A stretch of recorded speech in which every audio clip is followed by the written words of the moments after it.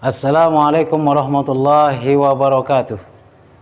Alhamdulillah rabbil alamin wal aqibatu lil muttaqin wala udwana illa 'alal zalimin.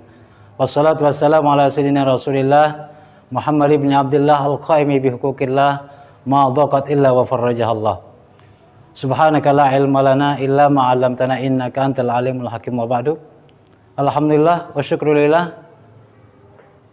Puji syukur kepada Allah Subhanahu wa taala atas limpahan rahmat, taufik, hidayah dan inayahnya kepada kita semua, sehingga alhamdulillah pada pertemuan kali ini kita bisa lanjut dengan materi yang pertama kemarin adalah tentang penyembelihan. Nah, untuk saat ini kita lanjutkan dengan materi tentang bagaimana tata cara di dalam penyembelihan. Baiklah ananda semua, sebelum kita lanjut pembelajaran kita pada saat ini, mari kita sama-sama buka pertemuan kali ini dengan sama-sama melafazkan basmalah. Bismillahirrahmanirrahim. Ananda semua yang saya cintai dan banggakan, seperti yang pernah saya sampaikan pada video yang pertama kemarin tentang penyembelihan, apa pengertian penyembelihan, kemudian urat-urat mana yang saja yang harus terputus ketika kita melakukan penyembelihan, kemarin sudah saya sampaikan. Nah, untuk saat ini akan saya lanjutkan dengan cara penyembelihan. Cara penyembelihan secara umumnya itu ada dua, ya. Ada dua cara penyembelihan. Penyembelihan yang secara tradisional, yang kedua adalah penyembelihan dengan secara modern, ya. Lebih simpelnya dikatakan penyembelihan dengan menggunakan mesin atau secara mekanik. Nah, bagaimana penyembelihan secara tradisional? Alat-alat yang harus kita siapkan secara tradisional seperti yang sering kita lihat dan saksikan pada saat-saat tertentu ketika orang tua kita di desa, di kampung yang melakukan penyembelihan, ya.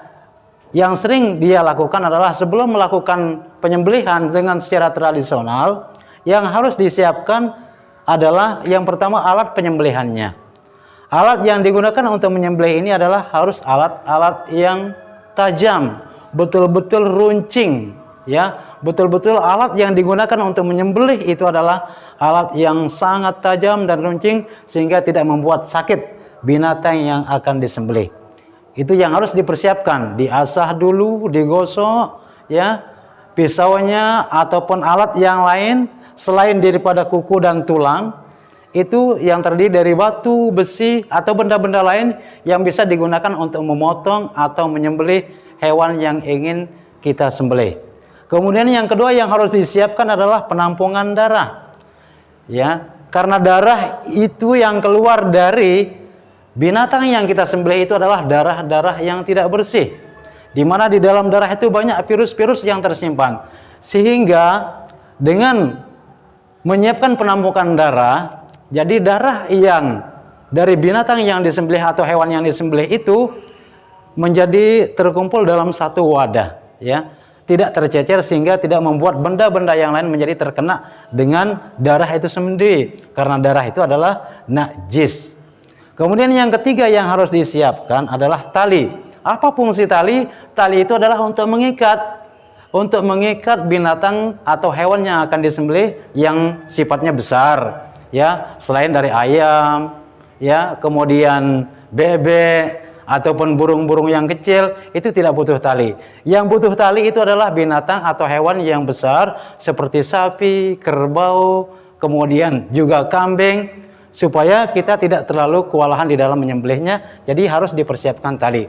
Ini adalah hal-hal atau alat-alat yang harus dipersiapkan ketika kita melakukan penyembelihan dengan secara tradisional. Bagaimana dengan cara menggunakan mesin? Yang kedua, penyembelihan dengan menggunakan mesin ini adalah secara modern. Jadi seperti yang sering kita lihat di TV, di media-media yang lain, sering kita buka. Kalau Ananda bisa buka, nanti cara pemotongan dengan menggunakan secara modern atau menggunakan mesin itu cukup dikendalikan dengan satu orang. Tapi syaratnya adalah harus membaca bismillah ketika menekan alat pertama kali itu, harus membaca bismillah. Karena syarat-syarat daripada orang yang menyembelih itu ada. Baiklah Anda semua yang saya cintai dan banggakan, rukun dan syarat dalam penyembelihan. Nah, ini dia, masuk pada rukun dan syarat di dalam penyembelihan. Jadi rukun dan syarat di dalam penyembelihan yang pertama adalah ada orang yang menyembelih. Itu satu. Kemudian yang kedua adalah hewan yang disembelih.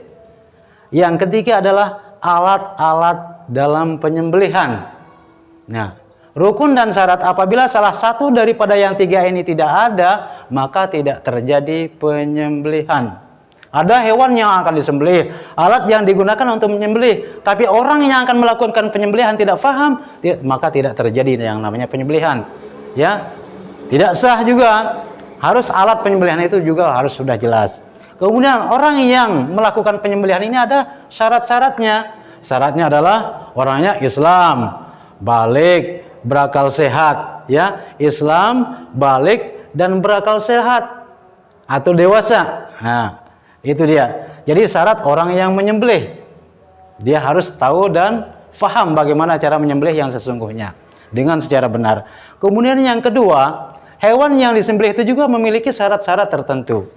Ya, misalkan di dalam pengorbanan misalkan, ya, binatang atau hewan yang akan disembelih itu di dalam pengorbanan, di dalam kita berkorban itu adalah ya minimal kalau kambing umurnya 1 tahun, kalau sapi 2 sampai 3 tahun. Kalau onta itu sampai 5 tahun, itu usianya baru boleh dilakukan penyembelihan. Baru syarat-syaratnya sah dijadikan sebagai hewan korban. Ya. Kemudian syarat selanjutnya hewan yang disembelih itu adalah tidak cacat. Ya. Hewannya tidak cacat. Seperti apa?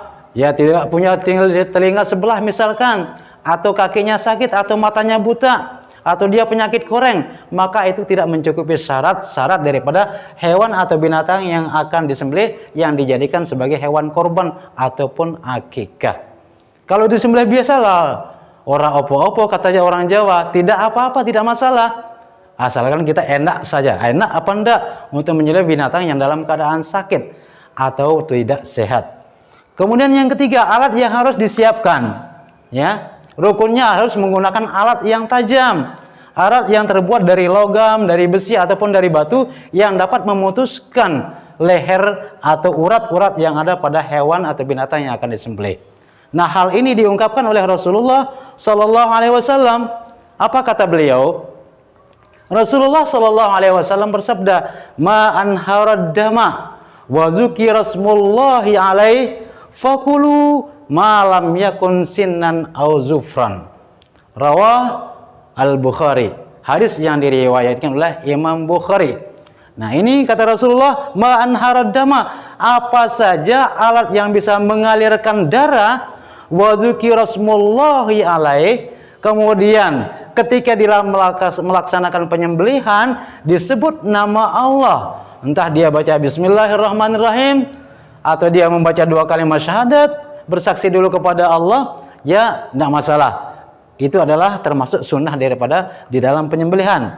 Kemudian fakulu malam yakun sinnan, fakulu malam yakun sinnan au zufran, maka apapun benda yang digunakan untuk menyembelih, selama benda itu bisa mengalirkan darah dan bisa memutuskan urat-urat yang sudah ditentukan dan disebut nama Allah ketika pelaksanaan penyembelihannya, fakulu, maka silahkan engkau makan dan konsumsi, itu sudah halal dan bersih, kata Rasulullah.